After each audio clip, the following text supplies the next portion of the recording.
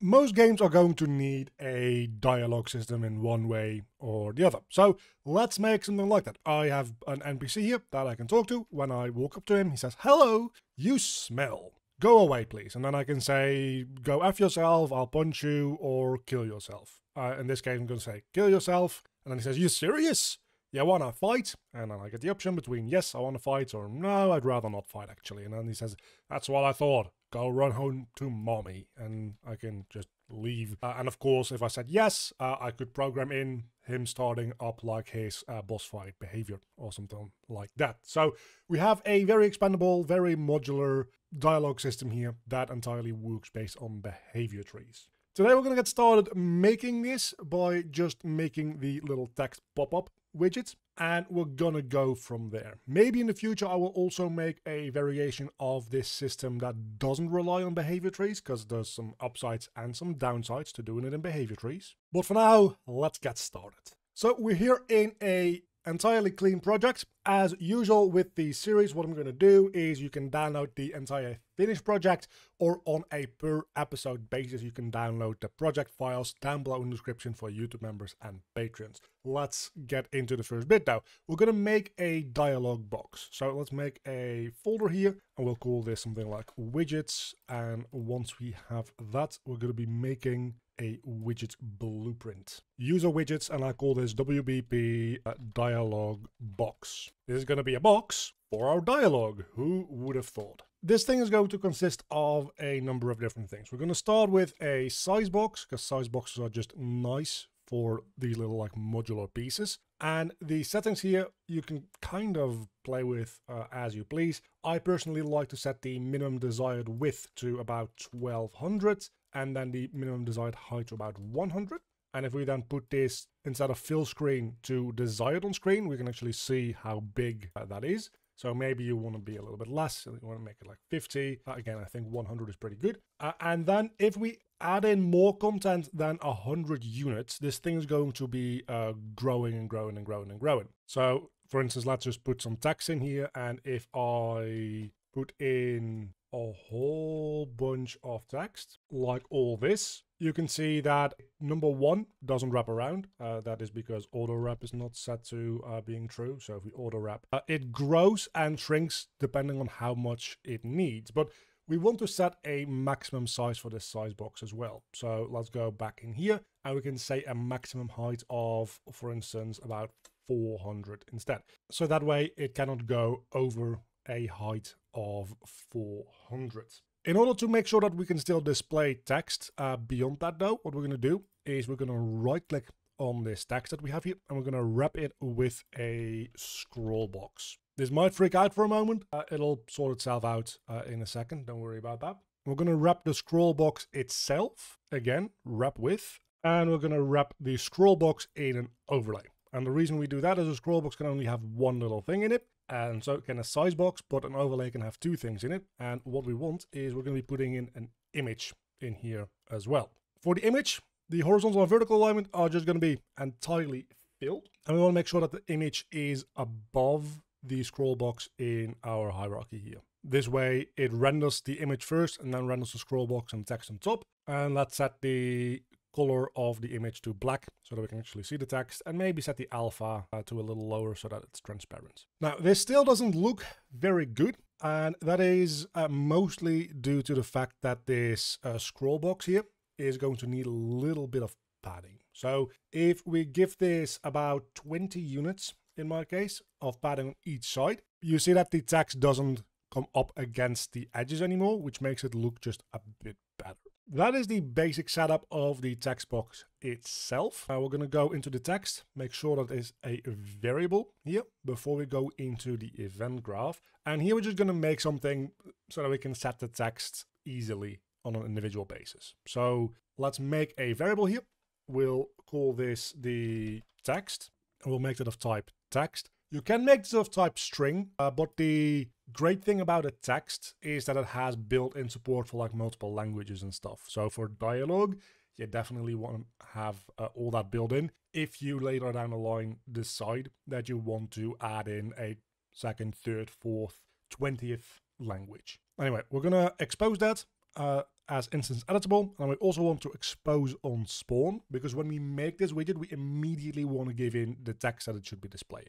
And then on event construct or event pre-construct, in this case it doesn't really matter, what we're going to do is we're going to get both the text block and the text variable. In the text block, we're going to set text, which you can see takes in a text value. Again, you can put in a string here and it'll just make a text out of it automatically. But we're going to be working with text variables to begin with, just because they're a little bit nicer. And now you'll see that our text thing here is entirely empty, because the default value of this text variable is being applied to the text block, and the default value is nothing. So if I just set a test text in here, a default text, we can see it says test text, default text. And if we zoom in, it does some weird stuff sometimes. Don't worry too much about that. You can set the horizontal alignment and vertical alignment of the scroll box also to fill vertically and horizontally if you really want to. And that'll make it act more consistent when you zoom in and out. For the most part, this should just properly function either way in game itself, but you might as well put this there. Now, one thing that is important is the text block itself. We right now have it set to horizontal and vertical filling. The horizontal filling is fine, but the vertical I'm actually going to set to being outlined on the bottom, because that's going to make this thing grow upward instead of downward, which is generally what we want. And for now, that will be the dialog box. So let's close that down. And what are we actually going to do with that? What we're going to do is we're going to be making a second widget here. And this widget will be the interface in which the dialog will actually be presented. So we'll call this WBP dialog display, something along those lines. And we open that up, and this one is going to have a canvas panel, because this is the widget that we're actually going to be drawing to the screen. You want to avoid canvas panels in anything that is a part or a module of your on-screen display. Only the things that are going to be directly drawn to the screen do you want to use canvas panels for. And we're going to be adding to that a vertical box. And after we've added that vertical box, I'm going to first and foremost set the anchor to the middle bottom here. And then I want to set the alignment to 0.5 and 0.5, or maybe actually want to set this one to 1, so 0.5 and 1. And we're going to set the size for the X and the Y to whatever we want in a moment. But first we're going to set the position to whatever we need. And then we can put it rightly into place. So the size will be roughly something like this. This way everything will be outlined exactly in the center. And then we can increase the Y position or decrease the Y position a little bit so that it is somewhere properly on screen. You can also just like use these handles if you want to. Once this is in place, we're going to take this anchor and we're going to move this around so that it encapsulates the entire thing. Now it will properly scale with different aspect ratios and different resolutions. So with that, make sure that our vertical box selected is a variable, and then we can go into the event graph for this thing as well. And here we're going to add a new custom event, and this will be called add widgets to stack, because we're going to be stacking widgets into that box that we just added. So whenever we have something that we want to add, we're going to call this function here, and we're going to be adding a child to that vertical box, and the thing that we'll be adding will be an input parameter. So that way, whenever we call from anywhere, we can create a widget and supply it in here, and then it'll get added to this vertical box. If that doesn't fully make sense, don't worry, we'll actually show you how to do that in a moment. Once we added that child though, it gives us a panel slot object reference, which is quite generic. So what we're going to do is we're going to cast that to the vertical box slot. And the reason we do that is because we want to set some of the alignment stuff and some of the size settings procedurally, because we're adding these things like on runtime. So we need to set all of these settings for it through code. We can't just do it through the designer because they're not here yet. They're going to be added during the gameplay. So first and foremost, we're going to set the size, and that takes in a struct for size, but we can just split that struct up in. The in size can be 1, and the in size rule will be fill. The default, if you don't set this, will be automatic, and that doesn't really behave the way we want to behave. So that's why we need to do this. Then we can set horizontal alignment, which will just be fill. It's just going to be the default there. And then we set vertical alignment, and that's going to align to the bottom, just like the text. Again, because we want things to when they get added, grow up to the top of the screen instead of going further down to the bottom of the screen. And this way, the bottom will be the anchor point. So anything that we add is going to be added away from the bottom. And then last thing to do right now is add a second custom event. And this will just be clear dialogue widgets. And all that it's going to do is take our vertical box and we're going to clear the children out of it. So that we have an easy function to just say, get rid of everything in the dialog box. We just want to have a clean interface again. With all that in place, we can open up our third-person character real quick. And I'm just going to do this on begin play. So we have begin play, it does some stuff here. And then we will create a widget. And the widget that we're going to be creating will be our dialog display. And that will immediately be added to the viewport. So add to viewport. But if we run this now, we won't actually see anything. As you can see, there's nothing to see because we're not adding any actual dialogue to this. So what we want to do is we want to create another widget, and this widget will be a dialog box, the first thing that we made. And you can see this thing takes in a text because we have that exposed on spawn. So we can say, hello world, something along those lines. And instead of adding this one directly to the viewport, what we're going to be doing is we're going to be using this one that we created over here, and we will add widgets to stack because that's a function or an event that we made on there. And we can just get the widget that we just created and supply it into the content of that parameter. And now it will make the dialog display with the canvas panel and stuff like that, add it to the viewport, create a dialog box and add it to that first widget. And with that, we now have something that says hello world when we spawn in. So that's all good and fun. These are some of the basic building blocks of building up a dialogue system like this. This is all fairly basic stuff. We're going to get into setting up a dialogue component and setting up like dialogue trees and choices and all that kind of stuff over the next couple of parts. But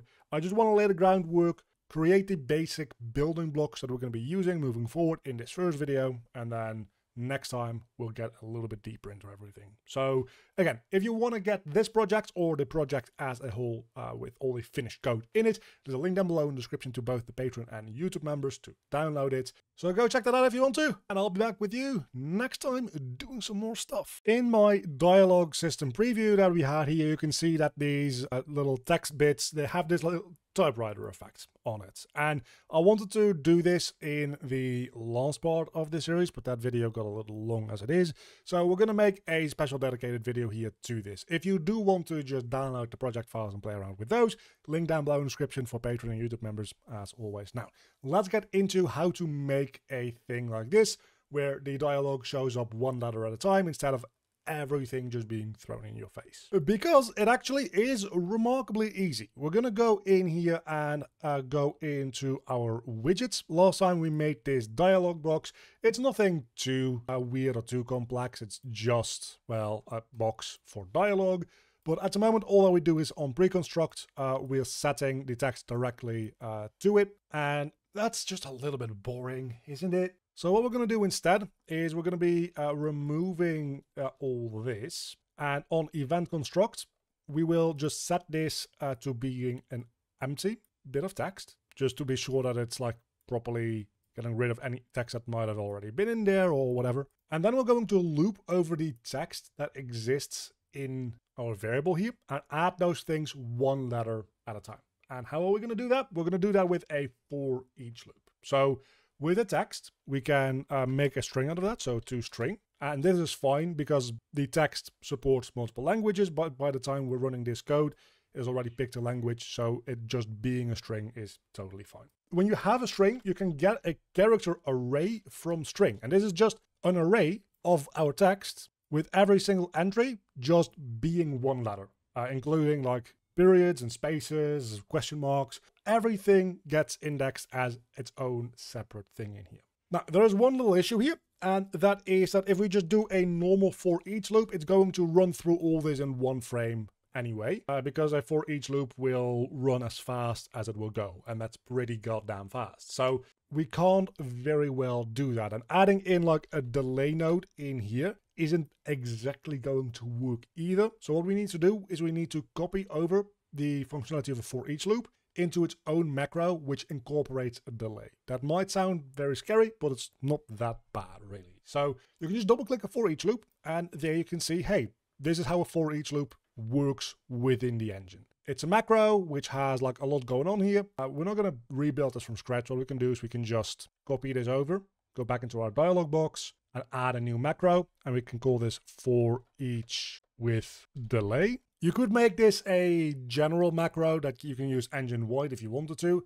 If you do, you need to supply in a world context object as well, because the delay node works differently and stuff like that. It's kind of a pain in the ass, so we're not going to do that. And we can just paste everything in here. There we go. Now we just need to set up the input and outputs, connect up a few things that got disconnected from those inputs and outputs. So we can just go through one at a time. The inputs has an exec pin and a wildcard array. So we select the inputs and we add those. We add two things. This will be the input, which will be of type execution. And then we'll add an array, which will be of type wildcard. A wildcard is just a variable pin that can accept anything into it. And that's going to be an array, of course. So we hook up the input here to this first assign node, much like it does here. And then we just look up this array gets put into the length here and into the getting node. That makes sense. Both of those are array related nodes. And then let's look at the output that has a loop body, an array element, an array index, and a completed pin. So let's add those in. We have the loop body, which is going to be an execution pin. And then we had, I think the next one is the array element, right? So this will be the array element, which will be a wildcard, a singular one instead of an array. Then we have the array index, which will be an integer. So I'll just call this index. No need to call it array index. It's a little bit overboard. And then we have an execution pin again, which is be completed, which is again an execution pin. So let's hook all those up in the same way. We can just kind of look at how they did it here. The loop body comes from the sequence node. The array element comes from the getting node. The index comes from all the way here, the local integer array index. That actually makes a lot of sense, doesn't it? And then the completed comes from, I believe, the branch here with false. Yes, so we can connect that up just like that. And now we have reconstructed our for each loop in here, but that doesn't really do anything yet. So what we're going to do is every time we increment the loop counter, what it does is it first does the loop body, and then it increments the loop counter, and then it goes back into this branch, checks if it should loop again, and so on and so forth. Every time we do that, we're going to add in a delay. And that delay, we can just pull over into the inputs here, and that will be one of the inputs here. So this will be the delay inputs. And now that we have that, we, instead of doing a for each loop, we can do a for each with delay, the macro that we just made. And now we have a for each loop that functions exactly the same way, but has a delay input. So we can set that to 0.1. And then on event construct, we set the text to clear first, then we input, and then the loop body. It's actually really easy because we're going to be setting the text. We're going to be setting the text to what the text already is. So get text. And we want to make that a toString real quick, because when we have it as a string, we can append to that string. So we can have new stuff added to it. And everything that we're going to have to add is going to be our array element. And that's then going to be set to the new value of our input here. So we can hook that up to the loop body, and that's kind of everything there is to it. This is how easily you can make a typewriter effect. So now, if we open this up, we can see it has a typewriter effect. Now, there is a little bit of nuance to this. You can set this up in one of two different ways. Either you can give in the delay between every single letter, or maybe you would rather be able to set how long it should take from beginning to end in seconds. This is the easiest because the delay input itself already is just like a parameter that we can put in here. So if you want this to be faster, we just set it to a faster number, and then it will type faster. If we want it to be slower, we set it to a bigger number, and then it'll type slower. But what do we want to say? Whatever the length of the text, I don't care. I want it to be drawn in a certain period of time. So let's say I always want it to take 2 seconds. That requires a little bit of extra math, but not actually that much, surprisingly. What we're going to do is we want to add a variable here, and that will be, we'll call that type duration or something like that. And that'll be a float. We'll set that as instance editable, and maybe you also want to expose this on spawn if this is the way that you want to go. So let's do that for now. and we'll get our type duration and divide that by the length of the string array. This has 2 seconds, and we have 100 characters in there. That's going to make this 1/200th, and that's going to go into the delay input. And that's everything it takes to do that. So now, if we go into my third-person character, we're adding this dialog box. I need to refresh the node. We have the type duration. I can set this to take 2 seconds, and now it will take 2 entire seconds for it to write hello world. But I can also say, actually, I want it to take 5 seconds. And now it's going to be taking 5 seconds to type out hello world in its entirety. Or we can say, actually, I want it to take only half a second. And it will, to nobody's surprise, write out a lot quicker. This is a thing that you can do. For the most part, I do think it makes a lot more sense to just have this delay input as a value that you can maybe drive through like a game instance thing for like your game settings or whatever. Like if in the game instance you have your options set, and if you set text speed too fast, this could be set to something like 0.05. If your text speed is set to slow, you can set this to 0.2. That way you have one central place to put it in, and you don't need to supply it every single time when you're adding a new text widget to any dialogue at all, because that will get tiring fairly quickly. So that's the basic idea of setting up a typewriter effects for your text. It's a little bit of a short side video to the whole series, but I wanted to set this up before we move into the bigger, like component-based coding that we're going to be doing moving forward. Now that we have some widgets to display dialogue with, we can actually start building a component to drive what dialogue should be run. We're going to start with just making the components and adding a function to just display a one-off message. And then after we do that, we're going to get into behavior tree based stuff a little bit later, and that's mostly how we're actually going to be driving most of this dialogue.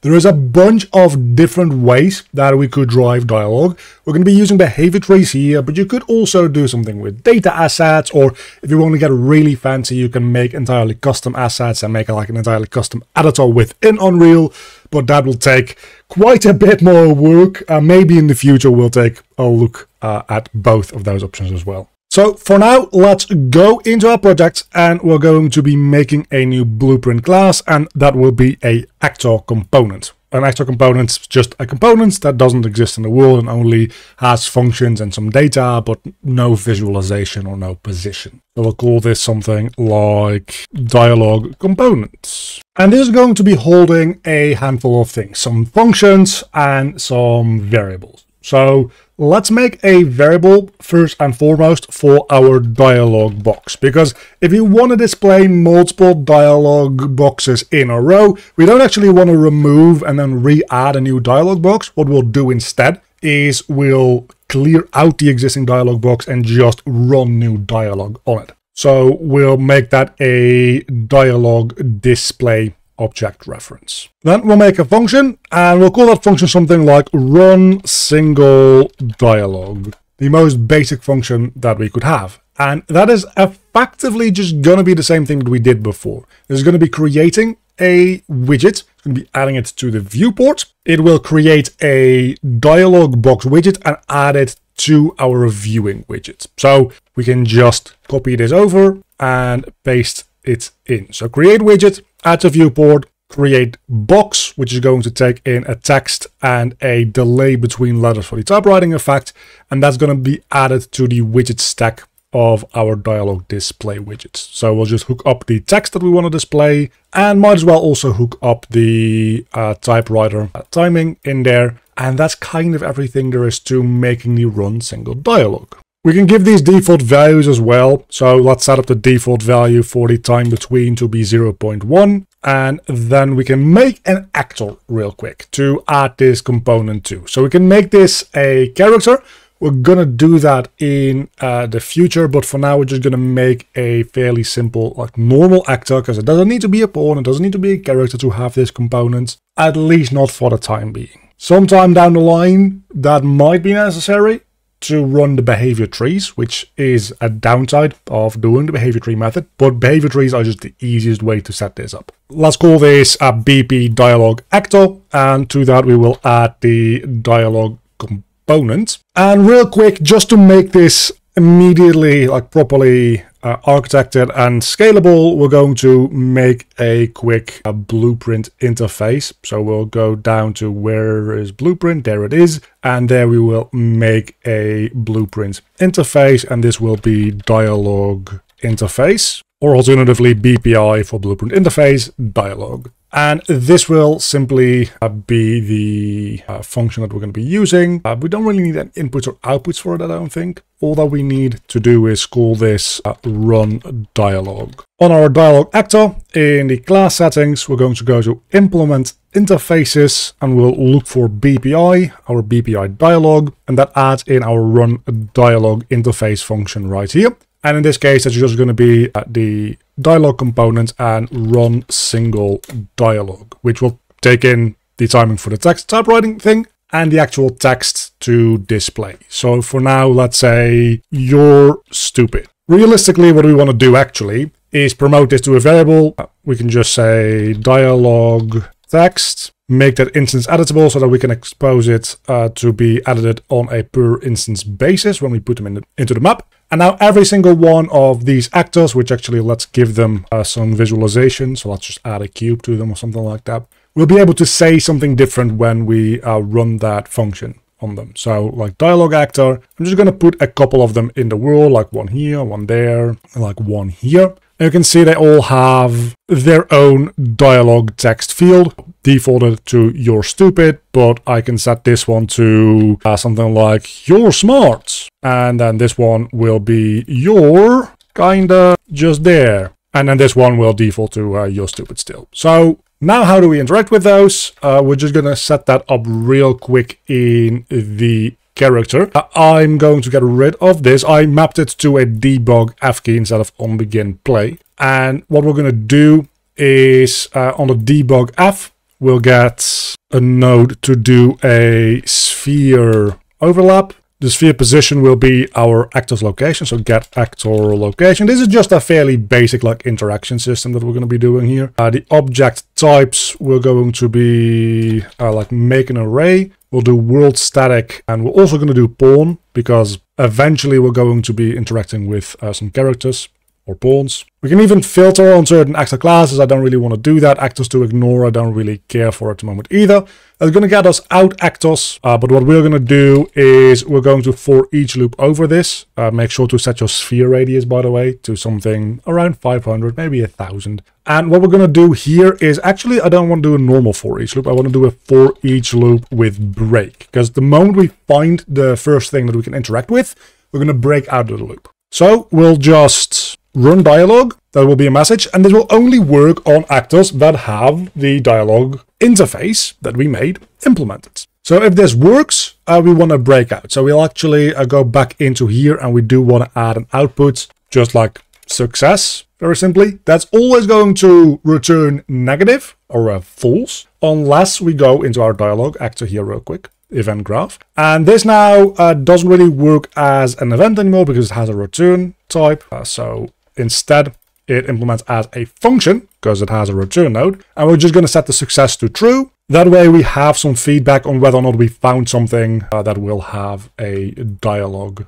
option for us. So we can right click and refresh this node, and it will have a success bool, and if we are successful, we're going to break out of the for each loop. So we'll interact with the first thing that can run a dialog now. And let's make sure that the collision settings for this thing actually match the collision settings that we have here, because we are looking for world static or pawn. And this thing is set to world dynamic. So we can either change this, or we can just add world dynamic to that array.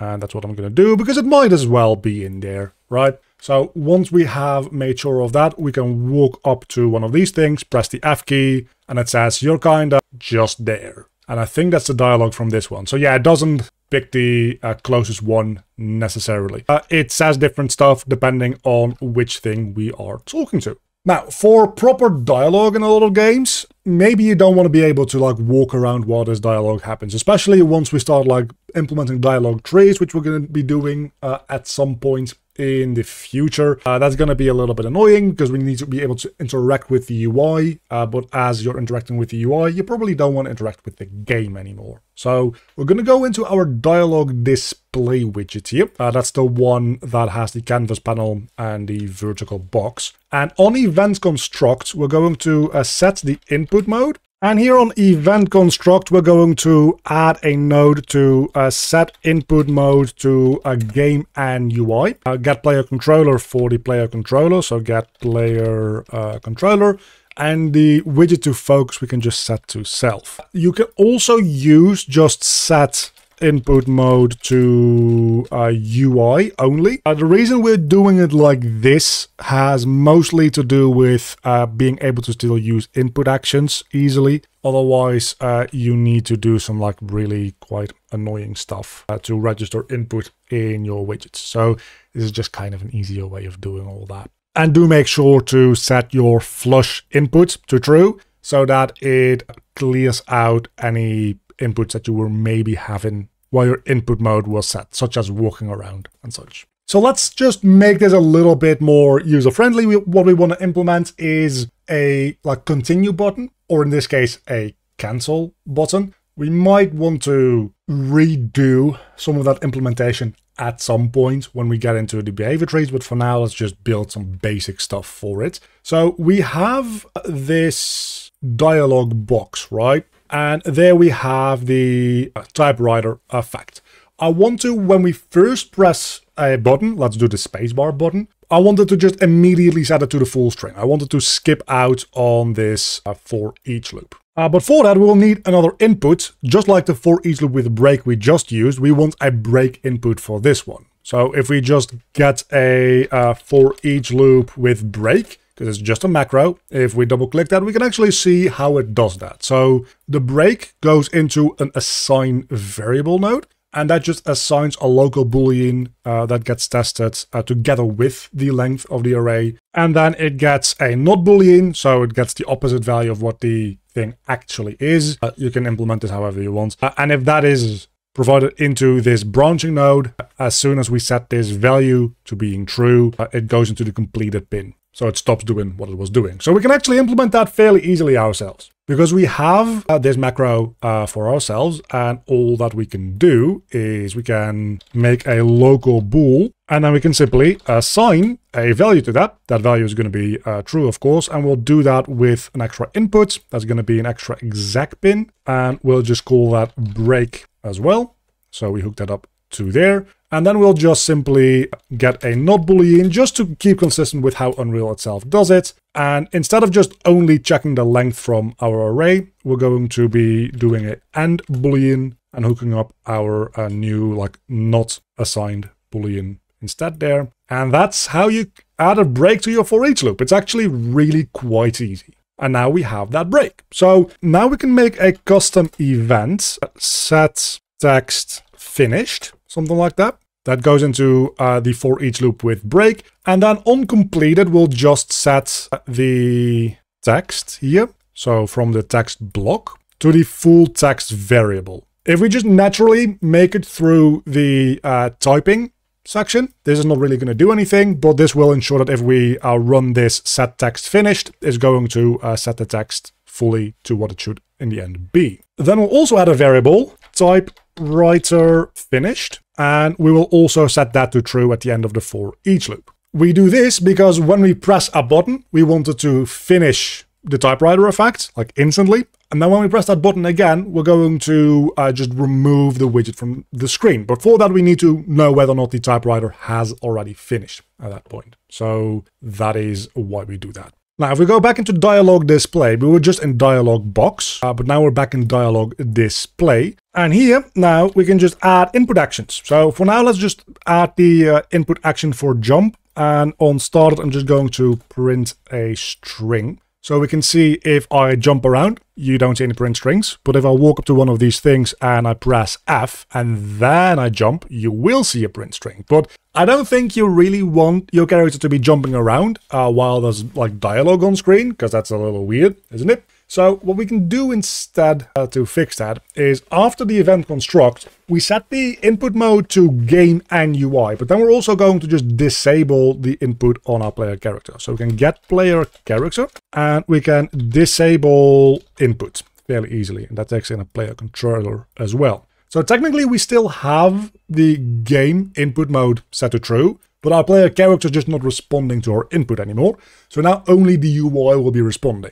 If we set it to UI only, the input actions won't work anymore, which is a little bit annoying. This is the generally easiest workaround to deal with that, in my opinion. So now you'll be able to see, I can walk up to this, press F, and pressing space will only print out hello, but I won't be jumping anymore. But that kind of brings up an issue, because how are we going to deal with literally anything happening at all? Well, that won't be that big a deal, because we're going to actually put some code into this jump action. So our add widget to stack function, we're going to set that as a variable real quick as well. So we can promote this to variable, and this will be the latest widgets. If you want to be sure that the latest widget that we added to this always is a dialog box, we can always cast this to the dialog box. And if that cast fails, we just don't do anything, and otherwise we set it. And we need it to be a dialog box reference anyway, so we might as well do that now that I think about it. So let's do it that way. We promote that to variable, and this will be last dialog box or something like that. Now, when we press our jump button, what we're going to do is we're going to get typewriter finished. And if typewriter is finished, we will just delete this entire widget. If the typewriter is not yet finished, we're going to finish the typewriter forcefully. So we can run the set text finished event that we just made. So if typewriter is not yet finished, we're going to set it to being finished. And then if we press jump again after that, we will re-enable the player character's input. That's quite important. So enable input, for which we'll need to get the player controller as well. And then we will simply remove from parent. So this thing is going to be removed from the viewport through that. So now we can walk up to one of these, press not space, press F in my case to talk to it. We can't do anything, but it's finished typing. So if I press spacebar now, it's going to re-enable my movement. And in between those, what you might want to do as well is set input mode to game only, because otherwise you have some weird stuff potentially happening. Flush input might as well, otherwise you're going to be jumping on the re-enabling. Because input mode game and UI kind of messes with your camera sometimes. So setting it back to game only can be really quite useful. If we just real quick copy your smart over a few times so that it takes a bit longer to type out, you'll also be able to see that I can just instantly skip over the typewriter effect and make it finish the text. And then again, it just works the way it should. So now we have a easy to set up thing that we can just real quickly have a bit of like flavor text pop up into the world. Now, as one last order of business, we want to, when we run this single dialogue, we want to also set our dialog box to be equal to the value of the widget that we create. Just in case we want to access it, we can simply access it through the currently active dialog box, the most recently created one, on our inventory components. Again, this will be something that's a little bit more relevant with the way we're going to be setting up the behavior trees going forward. For now though, that's a little bit of everything happening in this video. Next time, we're going to get into making the behavior trees and setting up dialogue systems that can have multiple different dialogues after each other, which also means that we're going to be changing around a few things that we did today. Like this, just immediately closing the widget. We're not going to do that anymore. We're going to make that a little bit more intelligent, and the widget is going to be closed through the behavior tree instead.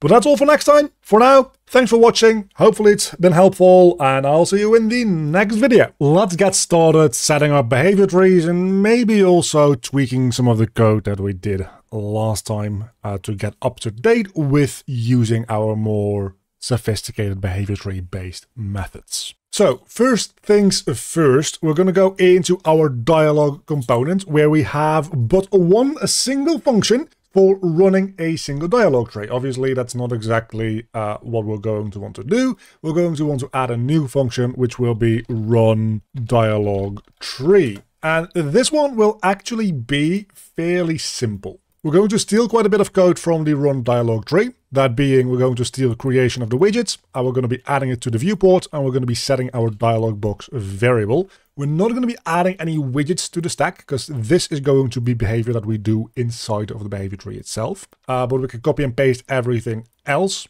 over and connect it up just like that. And after we have done that, we can run the behavior tree. And the way we're going to do that is we're going to get the owner of this component, and then we're going to get the AI controller on that actor, and we want to check whether or not this is valid to begin with, because if this is on a actor that doesn't have an AI controller for whatever reason, we don't want to be able to run this at all. But if this is valid, that means that we have an AI controller, which means that we very much can run a behavior tree. The behavior tree is going to need to get an asset in for which behavior tree to run. I like to promote this just to a variable. You can dynamically set what behavior tree it should run at what time if it is a variable, and you can also set it to a default value. So let's promote this to a variable. We'll call it BT assets, and I'm going to be exposing it so that we can change it in the blueprint editor or even in the like world editor in the viewport. And for this, we're also going to put in a return value. So if we put in a return node, we'll hook up the return value of the behavior tree. This is just going to tell you whether or not the behavior tree succeeded in running. And if the AI controller itself isn't valid to begin with, we can just return false. In theory, you could maybe get rid of this node altogether, because this will return false if there is no AI controller. I like to just make sure that anytime I access an object, I make sure that it is valid, just as a habit. Even if otherwise it wouldn't lead to any crashes, it's a good habit to get into to check whether or not the objects you're working with are valid. Especially if you're eventually going to move into C++, that has a little bit less safeguards in place for this and is going to cause a lot more crashes. So get into the habits of validating your objects before using them. So that is, by all accounts, everything we need to do to run a behavior tree dialog tree. Now we just need to make the dialog tree. So in order to do that, we're going to need to make a new actor, because of course we made our BP dialog actor, but this is a base actor, meaning that we can't have an AI controller on it, because it cannot be possessed. As you can see, you need to have a pawn because it is possessible and receive input from a controller. So let's call this BP tree dialog actor or something like that, and we will open that up. We'll add a bit of visualization. For this one, I think we're just going to go for like a sphere instead of a cube like we did before. Of course, we're going to be adding a dialog component to it. And you can see we have the assets right here for us to fill in, but we don't have any assets yet to put in there, so we'll do that in a moment. We'll also go into the class settings and implement the interface that we made before, the BPI dialog, for the run dialog function here. So we're going to get our dialog component, and in this case, instead of just running a single dialog, we are going to be running a dialog tree, which has the return value that we set up. And we're going to plug that into the return value of this. This way, when we call the interface function, even if we call it a BP tree dialog actor, if the run dialog tree itself fails for any reason, like we don't supply in a behavior tree asset, this is still going to return false because we didn't actually start a dialog. So we're going to be looking for the next thing that does return true here. If you're confused about that, watch the last video in the series. There we set up a basic interaction system to trigger dialogues in the first place. So now the time has come to create our dialog tree. We're going to be using the behavior tree system that Unreal comes with by default. There is a little bit of a downside to this because starting a new behavior tree will cancel out any currently active behavior trees. Generally speaking, that's good because as you're going into a dialogue with a character, you don't want them to exhibit any other behavior. But it also means that when we end our dialogue tree, we need to restart the behavior tree that the character was running beforehand. But let's call this a behavior tree, or like actually let's call it dialogue tree, DT. Test. And if we open that up, we will see nothing yet, because we need a Blackboard asset to go with that. So we can artificial intelligence, we can make a Blackboard, we'll call this BB test, and we can take that Blackboard asset in, and now we can start building our behavior tree. So for this first video, I'm just going to set up a linear bit of dialogue, which is just going to show one thing, then the next, then the next, then the next. Next time around, we'll start introducing choice boxes and influencing an actual like decision tree into the behavior tree. This is just setting up everything that we need to actually implement things like choices later down the line. So for now, all we're going to do is we're just going to put in a sequence, and then we need to make a behavior tree task that is going to be running the dialogue that we want to run. So let's make that. Let's make a new task. We can call that BTT run dialogue. We're going to save that. And then we're going to override one of these functions, and that being the receive execute AI. This gives us the owner controller and the controlled pawn that we're working with. And this is important because we need to get the dialogue component from the pawn that we're working with. Now, since we already have an interface set up for the dialogue, we are currently just using it to run the dialogue, but we can add a new function to this as well. And that'll just be get the dialogue component. It'll just simply have one output, and that will be the dialogue component, which will be of type, you will never guess it, dialogue component, object reference. I misspelled a couple of things there, don't mind that. Now, if we go back into our BP tree dialogue, which is also horribly misspelled, after we save and compile everything about this,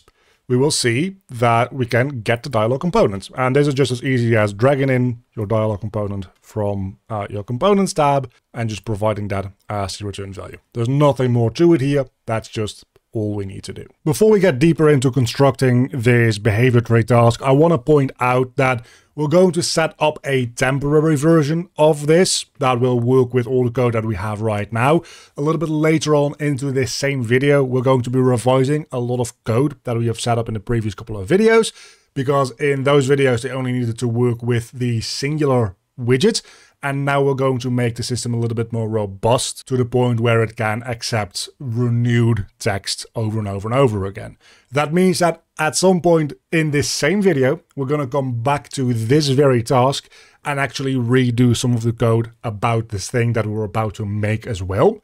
So don't put too much value into the version that you're about to see, but we still need to construct it just for a general understanding of what each bit of code does, at which time, for what reason. Back in our run dialogue behavior tree task, we can now from the control pawn get the dialogue component. Here as well, we're going to validate, so is valid, whether or not this thing returned any dialogue component at all, because if it didn't, we want to finish execute with a no success, in case that is relevant. If it, however, is valid, what we want to do is we want to get our dialog box that this thing holds, because as you might remember, we have this dialog box that gets created, and then we're saving that to a variable so that we can get it in different places. And we're going to be adding a widget to that stack. This is the way that we add a new text to our widgets. So if it is valid, first we're going to be creating a new widget, which will be of type dialog box. It's going to be taking in the text and a delay between letters. The delay between letters I'm just going to keep as default, but the text we're going to promote to a variable, and we're going to expose that so that we can change it on a per node basis in our dialog tree. And that's going to be the thing that we add to that widget stack. Again, these are functions that we made before. If you're confused, do watch the entire series before starting into episode 4. It's kind of weird that you're doing that. But now we get to the fun part, because we can add this text, but now how do we detect when we need to move on to the next text? We want to do that through player input, but we can't really register player input directly in this behavior tree task, so we need to do this through an event dispatcher.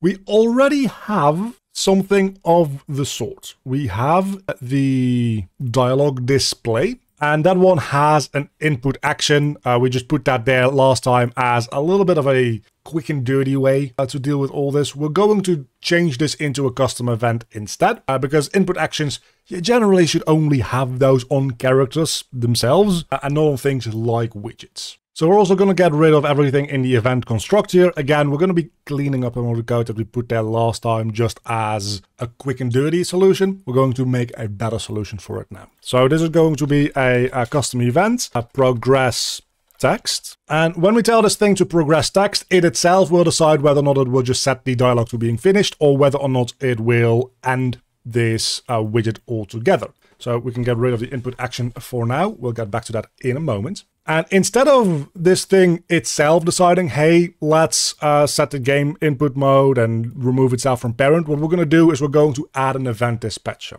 So we'll add an event dispatcher here called text finished or something of the sort. And that's just going to be calling out. And then anything listening to that is actually going to be the thing that will then decide what code actually runs. Because in some scenarios, we want to remove the entire widget from the screen. Or in some scenarios, instead, what we might want to do is we might want to just progress to the next bit of text. So there's a handful of ways that we can deal with this now. And the way that I'm going to be dealing with it primarily is just the most straightforward way. And that is by dealing with all this through the player character itself. There might be arguments to be made to put some of the code that we're about to make in the game mode or in its own like special HUD class. Generally speaking, the HUD class is deprecated. We don't really use it anymore, but it's still a thing that some people use to like deal with logic for widgets. There's no real reason to do that, but you can. So what we're going to do is we're going to go back into the dialog component, and we don't actually want to have a dialog box reference in here anymore. We're going to be deleting this variable, and it's going to be invalidating some of these nodes. So we need to go through and just check that everything works now that that is gone. And the reason that we're doing that is as long as anything has a reference to a widget, even if it is removed from the viewport, it will still be around in memory. So if you talk to something once and then leave, as long as that thing is still loaded, it will still have a reference to that widget and the widget will still be in memory. So you're using up some of your system memory without it actually being useful. So we don't actually want to have references to all those things in every single one of these components. What we're going to do instead is we're going to have one singular place where we can have a reference to the currently relevant dialog box instead, because we only need to interact with one dialog box at a time anyway. So just having one central place for that is a lot easier to deal with. And for us, in this case, that will be in the third-person blueprint. We can do this in the game mode or in the character. Again, I like doing it in the character because the input that we're going to be setting up in a moment also will be in the character. We'll just map it to this jump action in a moment.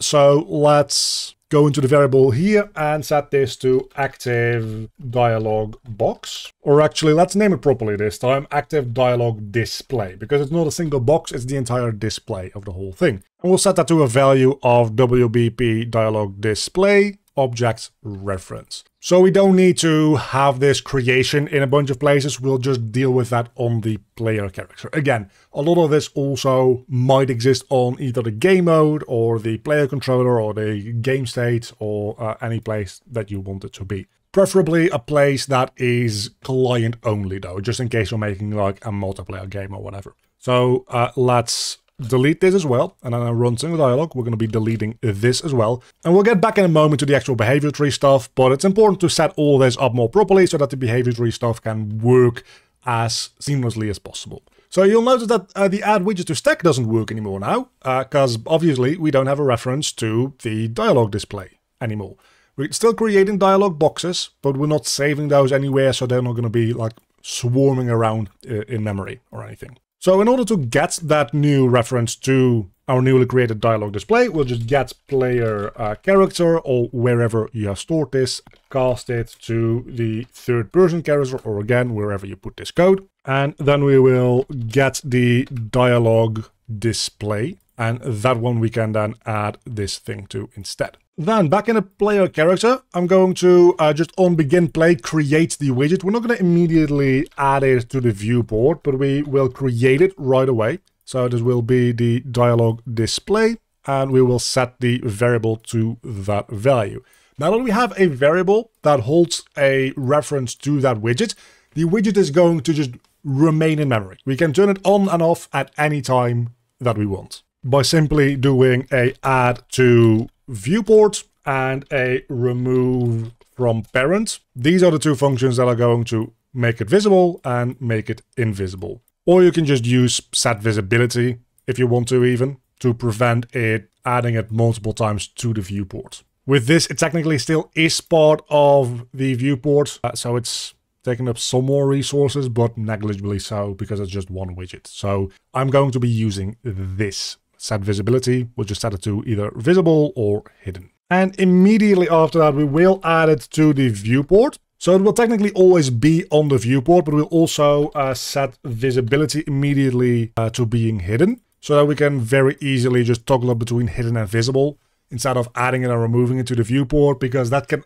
lead to some weirdness, as I said before, where you can accidentally add things twice and they get hard to deal with. Now, we've changed quite a few things there, and we're going to be going back to this class in a moment, but I think you're here for the behavior tree stuff. So let's go back into our behavior tree task. And instead of getting the dialog box that we're going to be doing stuff with from this dialog component, we don't actually need that anymore. It's still good to have this as a blueprint interface, which is why we went over it in the beginning of the video.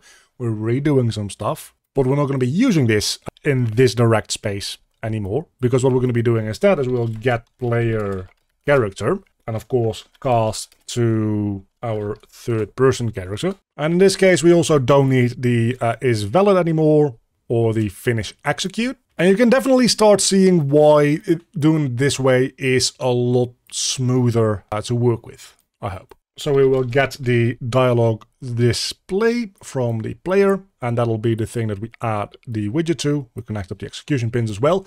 Now we finally get back to what we were doing, and that is setting up this thing to interact with our inputs, because we want the inputs from the character to be sent over to our dialog display and then do something with this behavior tree. So as we make that event dispatcher, we can bind to context finished. We can add that one. And then since we're just in a event graph here, we can just simply make a new custom event to go with that. We'll call this finish, and that will simply finish the execution here with success. So it's going to be waiting for the text finished to call out, and then it will finish this task. So the behavior tree is going to get stuck on this task until we do the input to finish the text off, and then it'll add in the next text. And we'll set up the actual code for that in a moment. And at the very start here, we also want to get our dialog display, and we want to clear the dialog widget so that it removes any dialog that was there already. We can go back into the behavior tree, and now we can run the dialog, and we can just add a few of those in a row. Let's just do 3 of them for now. And it says text, default text. We'll just change the first one to hello, then who are you, and then I've never seen you before. So it'll type out hello, wait for us to input, then it'll type out who are you, and then it'll wait for our input again, and then it'll type out I've never seen you before, and wait for our input again, and then it will rerun the entire tree. So we also need a behavior tree task to end the behavior tree altogether. So let's add a new task based on BT task blueprint base, and we'll call this BTT end dialog. Once again, we're going to receive execute AI, and this is going to be relatively simple. We'll steal a little bit from here because we're going to be casting to the character and all that kind of good stuff. Because first things first, we get the dialog display, and we set visibility. As I just talked about, we're going to be setting the visibility here to hidden because we don't need it anymore. But we also, just to be sure, want to clear any dialog. In case we set it back to visible, we don't want to display any of the last dialogue that was in there. And then we're going to get the controlled pawn. And here it kind of depends on your implementation for your game. In my case, I'm just going to stop the behavior tree.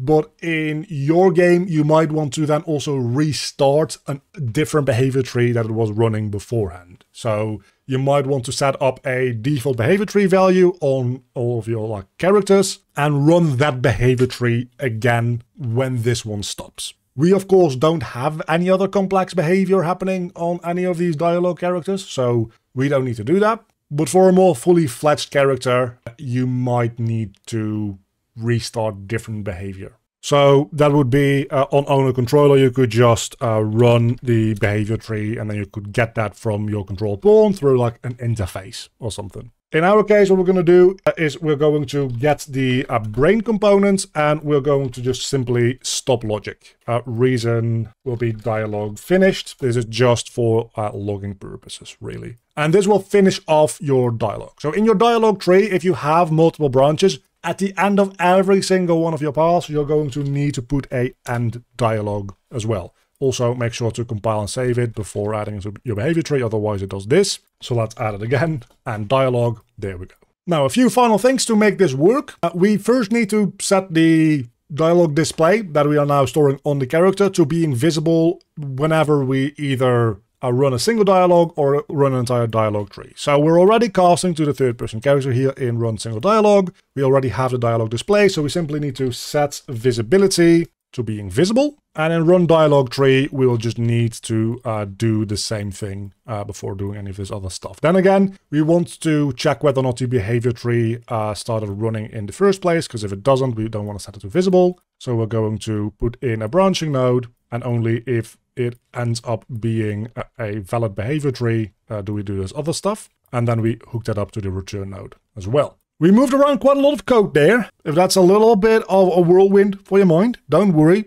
That fully makes sense. You might want to just go back and watch through all that stuff a second time to really understand like what we changed and why we changed it. And if there's still confusion, of course, never be afraid to go down in the comments and ask for any clarifications. Now, the very last thing that we need to do is we are binding to that event dispatcher that we just created on the dialogue display, like right over here. But now we are not really running this progress text function at any point in time at all. So what we can do is we can go into our third person character, and I'm going to bind this to the jump key just because that's the easiest way to do it for me right now. And we'll get the active dialogue display, and we will get is visible or get visibility, but we can just check is visible, because if this is visible, I don't want to jump. So I only want to jump if this is not visible. Because if it is visible, what I want to do is I want to progress the text from the active dialogue display instead. And we'll hook that up to the started pin of the jump action. Now, in a similar way, we can also stop you from moving or looking around if this thing is visible. So what we would do there is we just move this input action back a little bit. We put a is visible check at the very start here. So this one goes to the triggered. So only if this is not visible do we take in any values at all. But if it is visible, what we simply do is we add movement inputs equal to just 0. And the reason we do that is because if we already had movement input when this thing became visible, we want to tell the movement component to, hey, our next movement is going to be 0, instead of just not giving it a new value. Because if you just not give it a new value, it's going to keep walking in the direction that it was already walking. So we can just add a movement input of 0, 0, 0 and 0, 0, 0. Don't need to do all that control rotation shit because it's all going to be zeroed out. We just hook this up like this. And we can do the same thing with the camera inputs if we really want to. So that way we won't be able to rotate the camera around either. So only if is visible is false do we do this. For this one, I don't think it's entirely necessary to add a value of 0 if this thing is visible, because the camera doesn't keep rotating on its own if you let go of like your mouse. But it's good to do regardless. So now let's go and add in, finally, our dialogue tree actor into the world. So now we can walk up to this dude and press our F key and it says, hello, who are you? I've never seen you before. And then we just get our controls back. And you will note that if I click on this guy again, I can't move around, or you can't see me pressing the buttons, but believe me, I'm pressing the buttons. I'm moving my mouse around while I'm talking to this dude. And we can even like skip through the text and everything. And we can walk up to this guy. And again, we can just skip through the text. This doesn't have any removing logic yet because we haven't set that up. So even though it's not behavior tree related, let's also finish up that, because this whole video has been about a part of refactoring our code as well as setting up new code. So in our dialog components, we have this run single dialog, and we add like widget to stack and stuff. We're also going to, from our active dialog display, we're going to bind to onTextFinished. And this time we're actually within a function, so we can't just make a custom event. As you can see, if I try to make a custom event, you can't do that because we're not in a proper event graph. So what we need to do is we need to create an event. And there you can put in an object. In this case, it's just going to be the object itself. And we can match a function to that. So in this case, we can just create a matching function, which we'll call remove dialog display. And if we go into literally any of these things over here, we can just steal, right now I'm in the run dialog behavior tree task, we can just steal the character casting stuff from there and put it into our remove dialog thing. And what that's going to do is it's going to set visibility on this thing back to being hidden. And we might as well, again, just clear the dialog widget while we're at it. As a quick aside that I thought of while editing this video, the remove dialog display, we are casting to the third person character and then doing some stuff with it. So it might make more sense to do this within the third person character itself. So that way you don't have like this get player character and get casting node here. And instead we can just take the set visibility and clear dialog widget from that, move this to the player character, just make a custom event or a function if you prefer in here. And we can call that the same thing that we called the other one, which is end dialog display, I believe. And just use our dialog display reference directly to do that on both of these things. And now we can call this from the player character, which makes a little bit more sense. And we can also very much include the unbind all events with that. Also will make it easier to do stuff like that with BTT and dialog, because we already were casting to this thing anyway.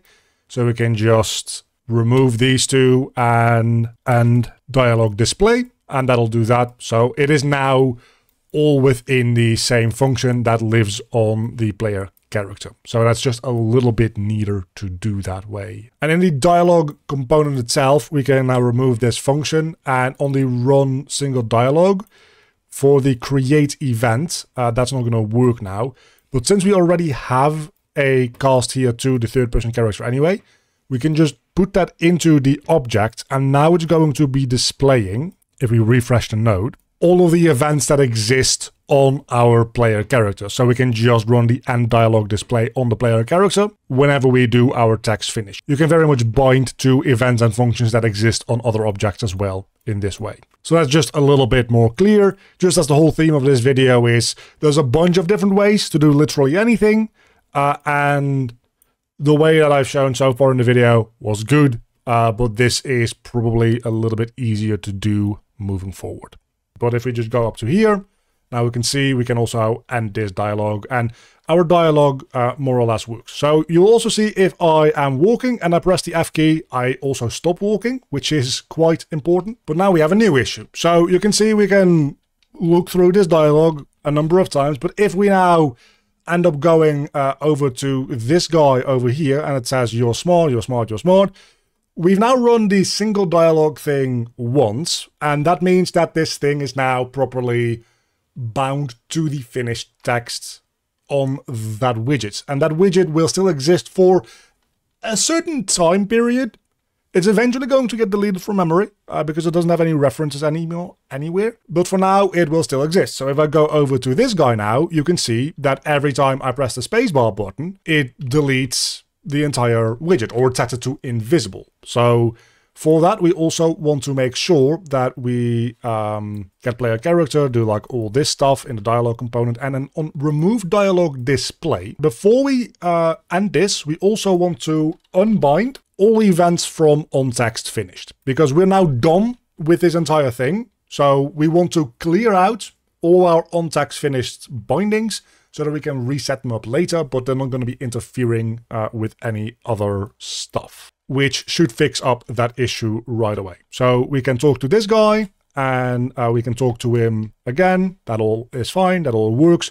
But if we now go up to this guy, it'll still display the entire dialogue. Well, tree, it isn't really a tree yet, it's a sequence, properly without any issues. So there's been a lot of going back and forth between different classes and different files today, and adding stuff and then removing it again, and a lot of reorganization. But now we have a solid foundation to go forward with to actually set up the behavior tree choices and build out this dialogue system into something fairly usable. With all of the code that we have, we can also later on change it to go to a different method, like using data assets, or again, if you want to get like really advanced with it, entirely custom assets with custom editors and stuff like that, which is something that's way, way, way in the future. We'll maybe cover that at some point down the line. But for now, we have our basic foundations set up. You can effectively create dialogue sequences now. The only thing that's left to do is creating dialogue choices to make a proper dialogue tree. Now that we finally have our basic behavior tree set up to use for our stuff, we can get into making dialogue choices, because that's the entire point of a dialogue tree, to make choices and have different dialogue play out as a result. We're going to need to set up a few extra widgets and then do some coding, so let's straight away just get into it. We're going to set up the dialogue choices much in the same way that we did for the dialogue boxes themselves. That being, in our widgets, we have this dialogue display that's going to be taking in a new sort of widget in a moment, instead of just a dialogue box, and that is going to help us do what we need to do. So let's start by making that new user interface widget blueprint user widget, which will be WBP. We'll call this a choice box. We'll open that up, but we don't do anything with that quite yet, because we also want to make a new user interface widget blueprint user widget WBP choice button. And that is the one that we're going to be making first here. So we'll set this up to have a size box, in which we have a button, in which we have a text block. I'm personally going to set the text to being black and the button just to being gray. You can style this however you want, obviously. And let's set this to desired on screen real quick. And I like to then go into the size box and set the minimum desired height and width to a value that works for me. So I have an example here on my other screen. The width I personally set to 1200, and then the height I set to about 50, so that it's at least this big. You can of course make this like 600 to make it a little bit less enormous. Let's go with 600. That seems pretty good for now. And if we then copy over a bunch of text, you can see that it grows as it gets more text. So we at some point also want to set the maximum height and width. Maximum height, let's set that to 150, so that would be about 3 lines of text in our case. And the maximum width, let's set that to about 1500 maybe. And we can see that it becomes no larger than that. I think 1500 might be a bit too much. Let's just set this to 1000. And if we then go into the text and we set it to auto wrap text, it's going to wrap the text properly and scale the button with it. Personally, I also want to set the alignment to being left and top aligned. So that way, if we go back to just having it say normal text block, it is aligned to the left top. You can also do it left middle. It's a little bit of difference. This is a little bit more symmetrical, but at least it won't be in the center. Unless, of course, you want it to be in the center, in which case that's fine too. Now, going into the event graph for this one, we want to make sure that our text is marked as variable, because of course we're going to be setting that on construct. So on construct, we get the text block, we set text, like this, and the index will be a variable, which we can just call text or something like that. And we will expose that on spawn, make it instance editable, and then we also make one more variable here, and this will be the button index, because we're going to be spawning in a handful of these buttons. We want to be able to refer back to them with a index easily. So we're going to set this to integer, expose that on spawn as well, like this, so that whenever we spawn these in, we can assign them a number so that they are identifiable. Now, going into our button here, we want to set a onClicked event, and that onClicked event is just going to forward an event dispatcher. So we create an event dispatcher, and we call this something like button clicked. And then in the inputs for this event dispatcher, we're going to be adding a new parameter, which will be an integer, and we'll call that the index. So when we click on the button, we're going to call that event dispatcher and send through the button index of this specific button. That way, whatever thing is going to be listening to these event dispatchers will get a message that a button was pressed, as well as the index of which button was pressed, which we can then use to drive logic, saying that, hey, if button 1 was pressed, we do this code, and if button 2 was pressed, we do this code, and so on and so forth. So that's the entire setup for our choice button. That is now more or less finished. So we can move into going to the choice box. This is the thing that's going to be holding a handful of these buttons. So in this one as well, we're going to be putting in a size box, which let's set this to desired on screen real quick. And we're going to set a minimum width and height and a maximum width and height as well for these. So the minimum width I'm going to set to 600 as well. And the minimum height we're going to set to about 60. Just a little bit more than the actual individual buttons. Then the maximum desired width I'm going to set to about 1000 as well. And then the maximum desired height will be the maximum amount that we can display as far as like the different buttons go. So the buttons themselves can be up to 150. That's 3 lines in total. So let's set the maximum to 300 in this case. That would be 6 singular lines of text, more or less, with the size that we have at the moment. I like to then also put a scroll box in that in case we add in buttons that go beyond that, so that we can still scroll down and see all of the different options. That's entirely optional, of course. And then we put in a vertical box inside of that scroll box, and that's where we're going to populate the thing with the different buttons. And that is all the setup that we're going to be doing for the time being in this choice box itself. So let's go into the event graph, but not before making sure that our vertical box is set to variable. I always forget to check that kind of thing. And we'll make an extra variable in here as well, and this will be your choice options. So this is going to be an array of texts. So we set it to text. Then down here we set it to being an array, and we just compile that real quick. We can make that instance editable and also expose this on spawn, which is quite important. Then on event construct, we're going to get that array and we will for each loop over it. Because for each one of the options that we give in when this thing spawns in, we're going to want to create a button that has the text of that option. So we will create a widget of type choice button that gives in a text, which will be the text of our corresponding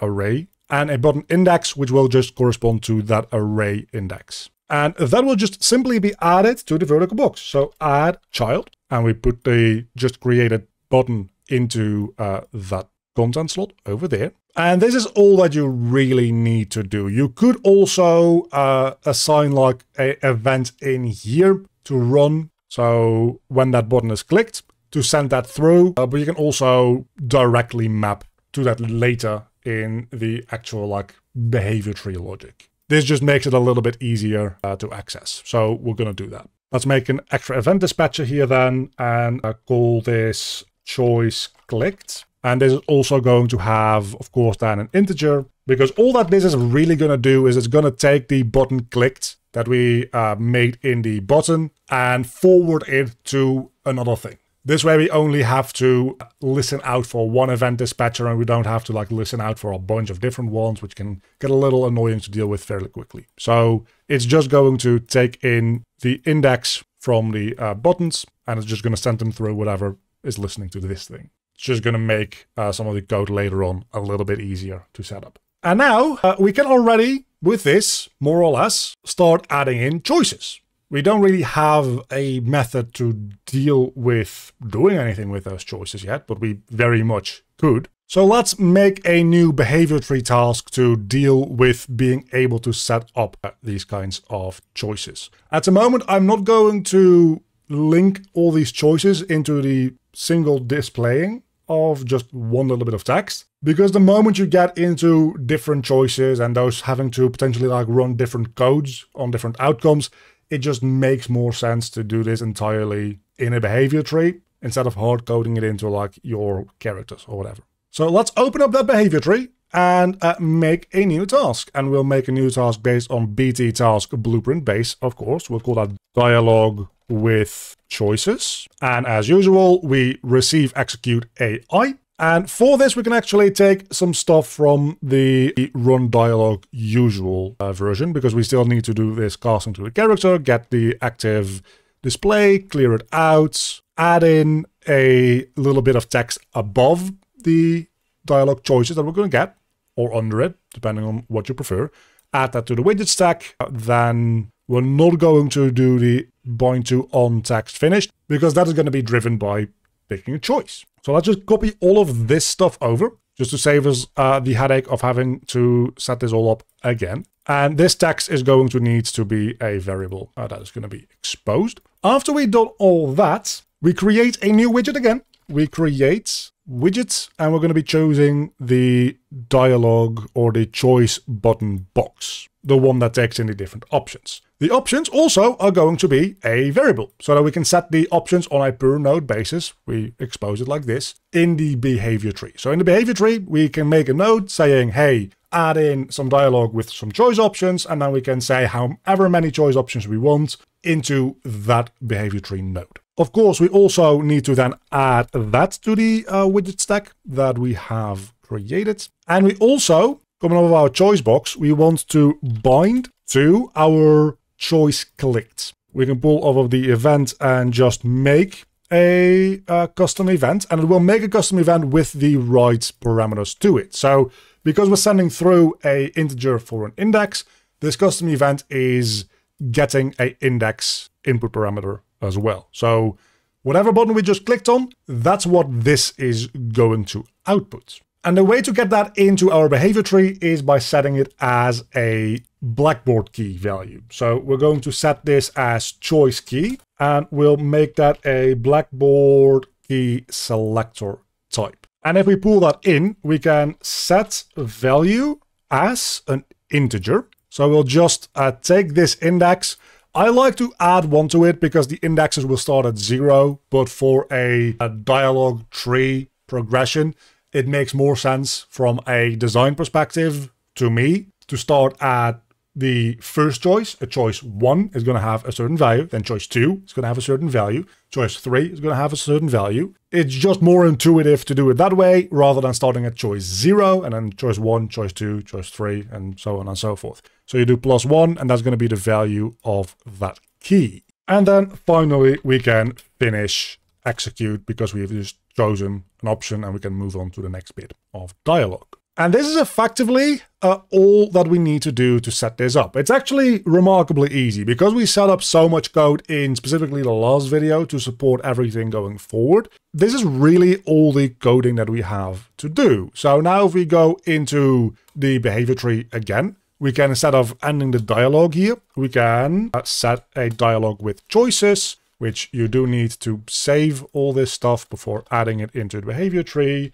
So let's try again, dialogue with choices. And here we get the text. So who are you? That will be the text that he's going to be displaying. And then we get an array of options where we can add as many options as we want. We get a choice key. So this is going to be the key that is going to set the value to the index of which choice we picked. So for that, we need to go into the Blackboard and add a new integer key. And for every choice that you have in your behavior tree, so choice 1, choice 2, choice 3, you're going to need to have a own individual integer key. So we can call this just choice 1. You can just set up a Blackboard that has like choice 1 through 10, and then you can reuse this blackboard for effectively every behavior tree that's supposed to run dialogue in your game. Of course, if you run into an issue where you need to have more than 10 layers of choices deep, you're going to need to start adding more keys to them. But for the most part, this one blackboard key can be reused on all your behavior trees for the dialogue. So let's just add a couple more keys as well. And we're going to be naming them in a moment. I don't want that to be a float key. We want them to all be integer. There we go. And then I'll just copy over the name and change the number from choice 2 to choice 3 and choice 4. And now we're just going to go up to choice 5. Don't be afraid to add in quite a lot of these because they're just integers. They are really, really quite light on like memory usage and stuff. So even if you don't fully use all of them, having a couple of them that you don't use isn't that big a deal. Of course, don't go setting up hundreds of these if you only need like 5. But don't worry about having to make separate blackboards for every single one, because this one only has 3 option choices and this one has 5 and this one has like 8. There's nothing to worry about there. That's fine. Now that we have these key values here though in our behavior tree, we can say, okay, this is the first choice that we can make. So we set this to choice 1, and that will then get given a value of either 0, 1, or 2 plus 1. So it'll be 1, 2, or 3. So let's say I am your father, your worst nightmare, I'm your friend. Something along those lines, I don't know. I don't really write dialogue that much. Another upside of setting the values of these to 1, 2, 3, 4, 5, 6, 7, 8, 9, 10, and not starting at 0, is that if something is set to a value of 0, that means that we haven't gotten to setting that choice to an actual value yet. So that's another upside to starting the count at 1 for this. Because right here, we can add a decorator, for instance, and we can add a blackboard decorator. And then we can simply check the key for choice 1. If it is equal to 0, we allow you to go through here. And actually for this to work, we need to first add in a selector. This is just basic behavior tree stuff. So if choice 1 is equal to 0, we allow this to happen. If choice 1 is no longer equal to 0, that means it's either equal to 1, 2, or 3 in this case. We go into a different path. So we can add in some more sequences. So let's add in a sequence for choice 1, sequence for choice 2, and a sequence for choice number 3. We all hook those up to the selector like this. And then we can go into each of these blackboards and check, hey, is your value equal to 1, equal to 2, or equal to 3? And then we can add in like a bunch more stuff here. So then we do a sequence of, let's just do 2 nodes per, just to save me having to write a bunch of dialogue. So we connect those up like this. And if your behavior tree is getting a little busy, you can always just right click here, auto arrange at the very bottom, which will arrange things in a way that like makes sense and uses the space kind of correctly. So the first option was I am your father. No, there is no way that is true. Something along those lines. It's kind of bad that I think I know that scene more or less by heart. But then apparently we're just doing Star Wars here. So then we get a choice box again saying Obi-Wan never told you blah, blah, blah. And then we can respond again. Hold on, I think we just switched rules. It doesn't matter. This is just an example. He told me enough. He told me you killed him. And then we'll just remove the third one because I can't think of a third thing to say to that. So we just delete that. And we set the choice key here to choice 2. So whatever we say here, we're going to be setting that to the second choice key. And we can do something similar for equal to 2. So let's just copy this over and copy that over, hook everything up properly. And in a moment, we're going to go one layer deeper. So every single one of these will have its own sub-choices that can appear. And you can see how you can start building like very, very deep trees and make this all work. So your worst nightmare, I think, is the next choice we had. We'll ask, you're a clown? Because clowns are fucking terrifying, of course. And then we can say, please go away, which gets us the choices. I'll never leave. Or, okay, sorry to bother you, which we'll just set to choice 2. So no matter what we're doing, which one of these three we go into after choice 1, each one of these is going to be setting choice 2. So we're kind of like reusing the potentiality to use key number 2, because we're only ever going to be running down one of these paths anyway. And then for the third one, I think we wanted a friend, so I like friends. You're my friend now. And let's say that this one just straight up doesn't have anything else going on for it, so we just end the dialogue here. Personally, I like to then take all of these and move them down a little bit more, so that it's visually a little bit more clear that, hey, this is all to do with choice 1, this is all to do with choice 2. But then, of course, we all have more choices to make. So instead of this just being a sequence directly, we need to set this up as a selector. So we take this blackboard thing and go selector to this, because this is the kind of like a subtree that we can run if choice 1 is equal to 1. But then, getting this selector and putting it on there, now we're going to be checking choice number 2. So if choice number 2 is 0, meaning that we haven't set it yet, we're going to be running the default choice 2 stuff. But if choice 2 is equal to, let's say, I think we had like 1 or 2, right? So if it's equal to 1, we do something, and if it is equal to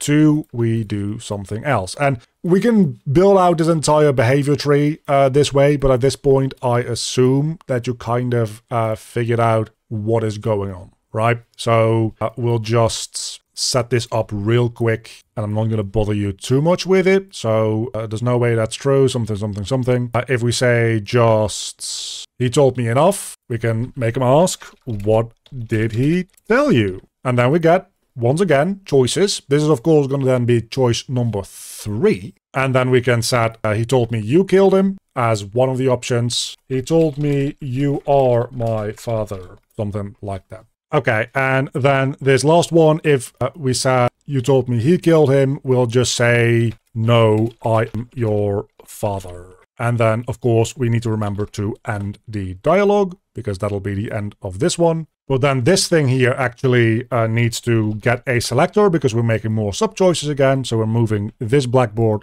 from the sequence to there, because this one is going to be based on choice number 3. So we're going to check choice 3 and check if it's 0, give it these options, make it hook up to the selector. And if this is choice 1, we do another sequence here for both of those. So choice 3 is equal to 1 or equal to 2. Hook both of those up to their corresponding selector. And for these, I'm in both cases just going to say one line of dialogue and end the tree. So we're going to say, no, I am your father again. And if we say the other thing, we say, that little snitch. And that'll hook up to that. And then for both of those, also, after that, we end the dialogue. So you can see, this is just one of the branches that we've been building out, but we're starting to build out like a proper dialogue tree at this point. And we could do very much the same thing with this entire branch or with that entire branch, should we want to. I'm not going to waste your time setting that all up, because it would just be more of the same that we set up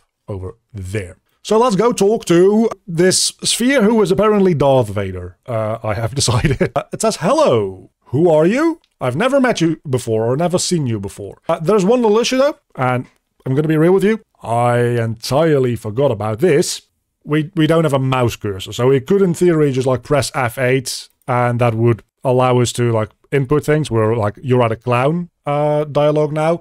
Of course, we want to either have like a selection method to select certain boxes or whatever. But what we're just going to do is in the dialogue with choices, we're simply going to get the player controller and we're going to show the mouse cursor. So set mouse cursor to true. And then while we're at it, in the end dialogue, I'm also going to set the mouse cursor shown to false again, so that we can actually interact with this stuff as well. So, hello, who are you? You'll see no mouse cursor yet. I've never seen you before, but now it shows the mouse cursor and I can not quite interact with them until I click on it. That's to do with widget focus. We can just set the widget focus if we want to dynamically as well. So who are you? I can say, I think I am your father is the whole tree that we made. So we can, no, there is no way that's true. And then Obi-Wan never told you blah, blah, blah, blah. He told me enough. What did he tell you? Obi-Wan never told you blah blah blah. Oh, I didn't change the text for that one. That's a me issue. That's nothing to do with the system. He told me you are my father. And then he says, that little snitch. And then the dialogue ends. Then we do need to click back onto the game to get focus back to the viewport again as well. There are some easier ways to get that all fixed up. So let's get all that set up as well. So we can go back into our dialogue with choices. And here we can, from get player controller, set input mode to either game and UI again or UI only. I'm gonna go game and UI just in case we need to like press spacebar or whatever to progress some text. And we're going to then focus in on the active dialogue display from the player character. So that way we don't have to like click on it once to get focus and then click on them actually again to set the choice. And we might as well flush input because never hurts to do that. We already kind of are dealing with flushing inputs in our player character by checking whether or not there currently is a widget visible and doing different stuff with our input based on that. But again, this never hurts. And then in end dialogue, what we can do is we can set the player controller, set inputs to game only again. That should also snap back your focus to the viewport. So let's give that a test. Walk up to this guy. Hello, who are you? I've never seen you before. We can immediately interact with this thing, so that's nice. I am your father. No, there's no way that's true. We can still interact with the spacebar because it is UI and game input mode at the moment. He told me enough. What did he tell you? He told me you killed him. No, I am your father. And then it removes your cursor and sets you back to game mode or game input mode, and you don't have to like click back onto the viewport or anything. As a quick aside, if you run into an issue where re-triggering the entire dialogue just randomly puts you at the very end of your dialogue tree because it seems to remember all of your choices, even though you might not want it to remember all of your choices. That is because with stop logic, there might be something that's going a little bit wrong with the Blackboard component on this entire thing. So we can either just fully like invalidate the Blackboard component, which is a hassle to set up. This is probably a good way to also set up which behavior tree we go back to in case you have a behavior that you should be going back to. So what we can do for that is probably on the dialogue component, we can make a new function like run default behavior on owner, something along those lines. And then inside of our BPI dialog, we can do something like get default behavior tree, which will get us a BT asset of type, of course, behavior tree. Now with this, we can go back into our behavior tree actor thing. And in the interface functions now, we also have a get default behavior tree, which we can apply any behavior tree we want to. Of course, we can make some more complex logic to decide what behavior tree to go back into after going through this. So that's also quite nice. For now, what I'm just going to do is I'm going to make a empty behavior tree. And this is important. We also need a different blackboard. If you use the same blackboard between the two behavior trees, it actually persists with the data on it because the blackboard itself is going to keep staying around. So it's going to be applying to a new behavior tree. So if you then go back and forth, you still have those choices saved out. So if we make a new blackboard here, I'm just going to call them new behavior tree and new blackboard data. And we set this to new blackboard data. When we change over to this behavior tree, it's going to clear out all of your blackboard data from memory. And then when we reload in the actual behavior tree itself like this, it's going to not have any of this remembered anymore. And then next time we'll set up our own memory system to deal with remembering certain choices so that we have more fine control over which choices we do and which choices we don't remember. So in our component here, we can just get owner and then get default behavior tree. And we can use that to also like get AI controller, run behavior tree. Then we're going to run that default one. and so on and so forth. Now, if this doesn't have any implementation for running that, it's still going to cause issues, but just like don't skip on implementing that, I suppose. And then in the end dialog behavior tree task, instead of doing this stop logic stuff with the brain component, which again is a little iffy, instead we just get pawn, get dialog component, and then from the dialog component, we just run default behavior tree owner. And that'll fix all that right up. So if we go back into the... And now that we have that new behavior tree, we can say, hey, that is your default new behavior. So it's going to run that empty behavior tree, which doesn't really impact performance all that much because it's not actually executing any code. And we can go, hello, who are you? Well, we've done this about 100 times so far, so I'm just going to kind of skip through this. But no, I am your father.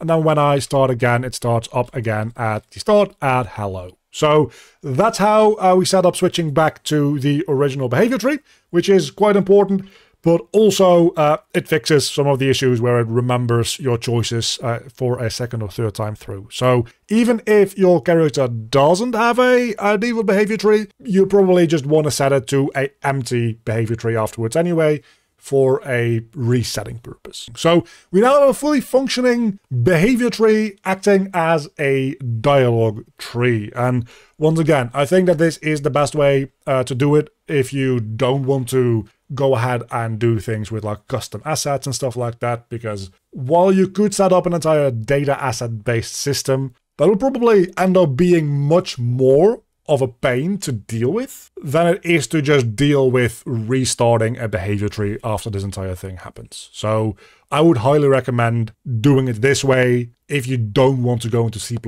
and make your entire like own custom assets with your own custom editor panel, and which is just a little bit overkill if you just need a simple dialogue system. The wonderful thing about this as well is we're now using all these tasks to just update our stuff, but instead of just like doing this normal and dialogue, we can very much start up other code as well. So if you want to like start up a potential like secret boss fight through specific dialogue choices or whatever, you can make a blueprint task that will start up the boss fight of a like specific type of enemy or whatever, and you can integrate it in here. So based on your choices, you can also very easily execute any arbitrary code that you want, which with other systems is going to be exponentially more bothersome to deal with. So that's kind of everything there is to it. I'll make one more video about characters remembering what you've said to them. So if we go into this dialogue tree, maybe I want them to remember my choice number 1 and my choice number 2, but not my choice number 3, for instance, in this case, because that would immediately end the dialogue tree and just start me back at this portion of the dialogue tree, or whatever other portions might exist if I build out the branches on these sides as well. So that's going to be the final video next time in this little mini-series, which is starting to be not very mini. Until then, though, thanks for watching, and hopefully it's been helpful, and I'll see you all back with the last one. Now that we have an entire dialogue system that more or less works in any way that you could want it to work, we also want to add one last thing, and that is the ability to remember what you have said to a certain character, because this can be important for just gameplay reasons. If you already have gone through some introductory text, maybe you want to save that text has already been done, and then when you come back to the same character later, he's not gonna like do the same entire thing and whatever. I'm not going to go over saving this to a save game object, because that is more like general knowledge that I would expect you can probably find elsewhere. I have a number of videos on actually setting up save games on my channel as well. We've gone very in-depth with setting up more complex save files in my inventory course as well, which I could highly recommend to you. So we're just going to go over the communication between the dialogue tree and getting those out of that, putting them in a place in the dialogue component, and then getting them out of that dialogue component again to set them back into the behavior tree when we run it again. After that, it is literally just a matter of saving out the variable on the dialogue component to your save file. So I'm not going to waste too much time on that portion of it. Anyway, so in the dialog component, we want to have a thing that allows him to remember what choices have been made. And the way that we're going to do that is we're going to make a new variable, and we'll call this choice memory. And the type of this is going to be an integer, and we're going to make this an integer map. And this is going to be kind of funny because oftentimes when you make a map, you have a different type of key and value. We're actually going to have a map that takes in an integer and gives you back a different integer, because we're going to be saving the choices, choice 1, choice 2, choice 3, choice so on and so forth. And then corresponding to that will be the actual value of each choice, both of which just happen to be integers. So let's make a new function, and that will set choice memory, and that will take an input of the new memory. Let's just call it that. And that will also be an integer map with an integer value. So all that this is going to do is it's just going to get our choice memory. It's going to clear it out just in case there was any old data in there. And then we're just going to set its value as well to the new value that we provide in. And that's really all there is to it, not much more. Because all the rest is going to be happening in our end dialog behavior tree task. So we go over there, and at the very end here, before we stop logic, we didn't even end with a finish execute because it doesn't matter. We're going to make a new function in this, and this is going to be a function, and that is not exactly relevant, but is good form, because we want to be able to use a local variable, a variable that gets created when the function gets run, and then discarded when the function is done running, so that next time you run it again, it will have a new fresh value. You can just do it as an event in this case, because it's on a thing that's just going to run once and then the entire object is going to get destroyed, so it doesn't matter that much, but it's good practice to get into the headspace of when to use functions and how to use local variables as well. So we'll use this to remember choices. And we'll also add a variable here called choices to remember, which will of course be a Blackboard key selector, but we're going to make that an array as well. And the reason we do that is so that we can choose exactly which choices to remember at every endpoint of our tree. Because sometimes maybe we want to remember more, maybe sometimes we want to remember less, maybe sometimes specific parts need to be remembered or not be remembered. So that's going to be exposed as well. And now things are going to get a little bit tricky, but bear with me, we're going to get this done. We're going to make a local variable, and this will be our temp map, is just what I'm going to call this. And this will be a integer map with integer keys, just like all the other ones. And this is where we're going to be constructing the map, and then we'll just send it through to the actual character in a moment. So the choices to remember, we're going to for each loop over those. And if we want to remember every single choice, that is quite easy, because we can just say, hey, add these in the right order, and then just set those values in here. But what if you only want to remember a certain few of them? Because of course, maybe we don't want to remember the last choice, so that we can like start redoing that choice over and over and over again. And there, just having this Blackboard key selector thing is not quite enough. We're actually going to make a struct to provide us with what we need to do. So we can go blueprint, make a structure, and call this something like Blackboard key with index is what I'm going to call it, because that is very descriptive of what we're going to be doing. This will be a Blackboard key selector, and we're going to add a new variable to it, which will be an integer for the index or the choice that it corresponds to. So we'll call this something like choice index, and we'll just call this something like key. And now that we have that little thing existing, we can actually change this to the Blackboard key with index structure instead, which will change some things around ever so slightly. But now, if we look at this, we can break this, and we can see it breaks into a key and a choice index. We'll see in a moment what that looks like in the actual behavior tree graph. But now what we can do is we can add at the choice index for the top one, the key, and then the value will be the key get value as integer. And we can put that in as the value. So now if we say, hey, choice number 3 and 5 and 9, we want to remember, this is going to only add choices 3, 5, and 9 to the map in a way that we can still read them back with their corresponding values. Then, as an input to this function in, again, we're still in BTT and dialog, we're going to take in the dialog component, which will be, of course, a dialog component object reference. And since we now have a dialog component object reference, we can set choice memory once this entire for each loop is completed. So not in the loop body, in the completed bin.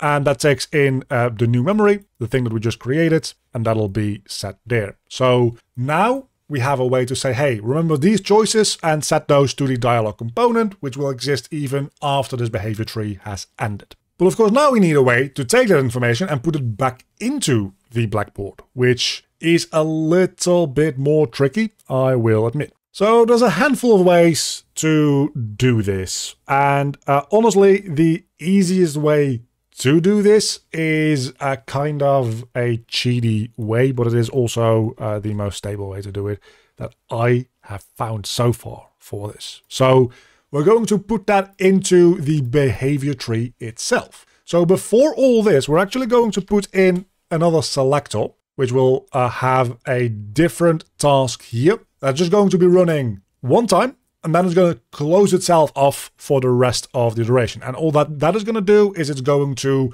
load in the values of whatever we have saved into the proper choices. So let's make that task real quick. We base it on BT task blueprint base, remember choices or something like that, which of course will start with a receive execute AI. And then we're going to be making a variable here for the input keys, which will be of type blackboard key with index, and that will be an array.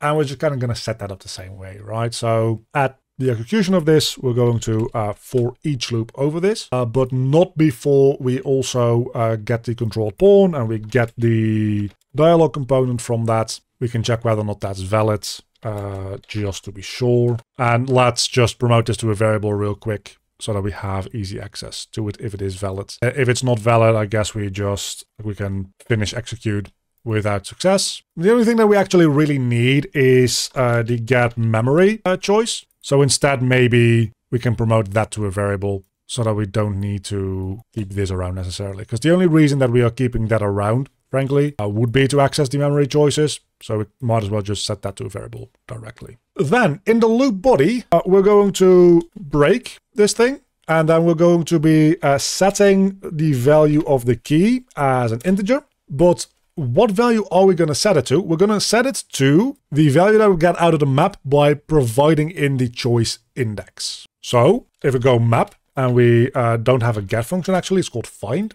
for a map.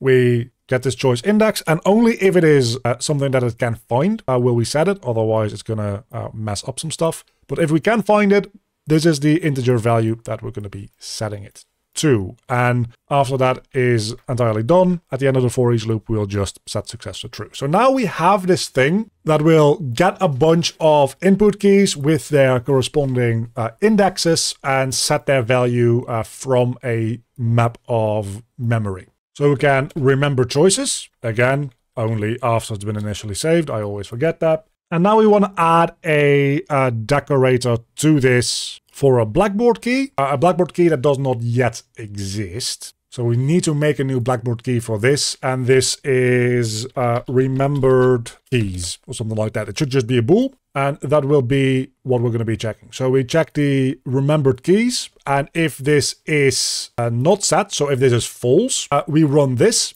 And if it is true, we can't run this, so it'll just run the actual tree itself. The reason we do it this way, instead of just doing it in the run dialog tree here, like we have the run behavior tree, is you kind of get into a situation where if you first run the behavior tree and then start setting values, it'll already have gone through and gotten stuck on this with the default values. So you want the behavior tree itself to take care of that. And also we need to be able to access these input keys that we have here to say which index that we give in corresponds to which key, because outside of the context of the behavior tree itself, it's kind of hard to figure that out. So this is really the easiest way to set that up. That said though, we need to expose some of these keys. So we need to expose the input key array, and then we also need to make a singular remembered key, because that's going to be type Blackboard key selector, just a normal one, which will be a single value.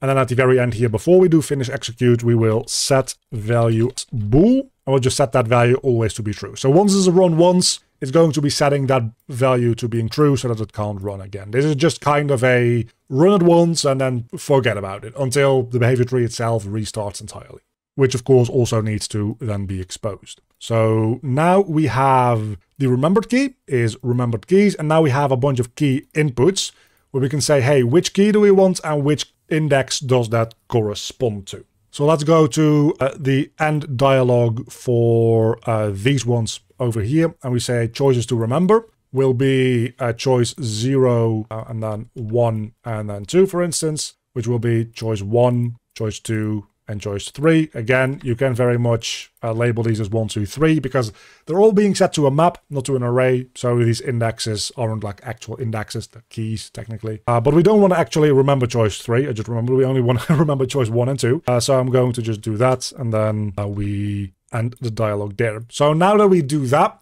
it's going to remember choice 1 and 2 if we exit through one of these two ends. And as a matter of fact, I'm just going to only remember choice 1 if we go through I am your father. And we're going to remember both choice 1 and choice 2 if we go through this to show you the difference between the two of them. Then all we need to do is in this remember choices thing, we do actually need to set all of them up. So that would be choice 1 would be 1, choice 2 would be 2, choice 3 would be 3. We're not actually working with choice 3, 4 and 5 at all. So you don't really need to set this up, but it's probably good to just set this up like fully like this. Of course, if you need this to be somewhat less variable, you can just set these as the default values. Just kind of like drop it in, set it and forget it kind of thing. But with all that now, we should be able to remember our choices. So let's go ahead and see if that works. And set our choices. So I am your father, and then he's told me enough, he told me you killed him. That will end this behavior tree. And then when we run it again, it starts at what it remembers. So it starts at no, it skips the first choice that we made because it still remembers that because it's loading that back in. Now, if we go through this again, we can once again choose he told me enough or he told me you killed him. So we can make the same choice again, he told me enough. And this time, instead of taking the first one, he told me you killed him, we'll take the second one, you are my father, which will say that little snitch. And now it will have remembered the first and the second choice. So we'll only get the option again for the third choice. So what did he tell you? And we're back here. Funny thing is actually, if we just told you killed him, it's going to only remember the first choice. So this way we can actually back up into the behavior tree again. It starts at no, because every time we do this, it clears all the previously remembered stuff. So this way, we can remember what was said in between, and we can go do whatever we want. And as long as at least that actor stays loaded, it will remember that stuff as it should be. If you want to be able to unload and reload the actor, you're going to need to incorporate a save system to save that map, which is relatively easy, to a save file. But for now, that means that we have a working dialogue system, and this mini-series is coming to a close. Once again, maybe in the future we will do something a little bit more advanced, like making custom assets with a custom editor, if we really want to take a look at that. I think that the setup that we have here is going to be enough, and for a lot of people actually preferable about like 95% of the time. So hopefully you're going to have a lot of fun writing all your dialogue and putting together all your dialogue trees, and I will then see you all back with whatever we do next. And a very big thank you to all of my Patreons. You can see them on screen right now. If you want to help out supporting the channel, there's a link down below in the description to the Patreon page. A huge thank you to my Cave Digger tier supporters, Sir J. Thomas,